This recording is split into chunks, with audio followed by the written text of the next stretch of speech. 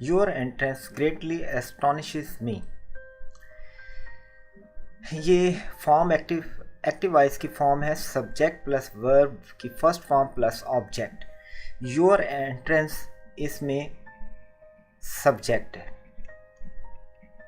ये इसका सब्जेक्ट है। ग्रेटली एडवर्ब है जो एस्टोनिशेस को मॉडिफाई कर रहा है, तो ये इसके साथ ही अटैच रहेगा, एक्टिव में भी पैसिव में भी। एस्टोनिशेस वर्ब की फर्स्ट फॉर्म है और उसके बाद मी जो है वो ऑब्जेक्ट है। तो इसको कन्वर्ट करने के लिए पैसिव वॉइस इस तरह बनेगा कि ऑब्जेक्ट पहले आ जाएगा, जो कि मी है वो आई में बदल कर सब्जेक्ट बन जाएगा। फिर इज एम आर होगा, वर्ब की थर्ड फॉर्म होगी, और फिर कोई सूटेबल प्रेपोजिशन होगी अकॉर्डिंग टू नीड, जो भी उसमें वर्ड आ रहा है उसकी अपनी प्रेपोजिशन होगी, और फिर उसके बाद सब्जेक्ट आएगा।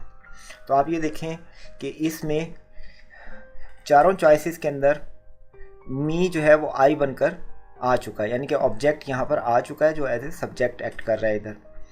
फिर इज एम आर, ये एम इसमें आ रहा है, एम इसमें आ रहा है, एम इसमें तमाम में मौजूद है। फिर ग्रेटली एडवर्ब है, वो सब में अपनी जगह पर है, और वर्ब की फॉर्म आनी चाहिए थर्ड, तो एस्टोनिश्ड यहाँ पर भी है, यहाँ पर भी है, यहाँ पर भी है, और यहाँ पर भी, यानी कि यहाँ तक ये सारे सेंटेंस चारों के चारों सही हैं। फिर उसके बाद है प्रेपोजिशन, तो एस्टोनिश की जो प्रेपोजिशन है वो है एट, तो astonished at, greatly astonished at आना चाहिए, फ्रॉम नहीं आएगा। यहाँ पर प्रेपोजिशन यूज़ ही नहीं हुई, ये भी गलत है, ये एट इसमें ट्रू आ रहा है, और यहाँ पर विद है वो भी गलत है।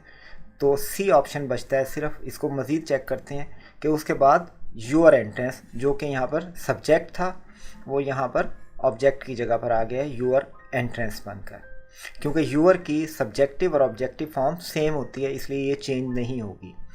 इस लिहाज से ऑप्शन सी इस क्वेश्चन का करेक्ट आंसर है।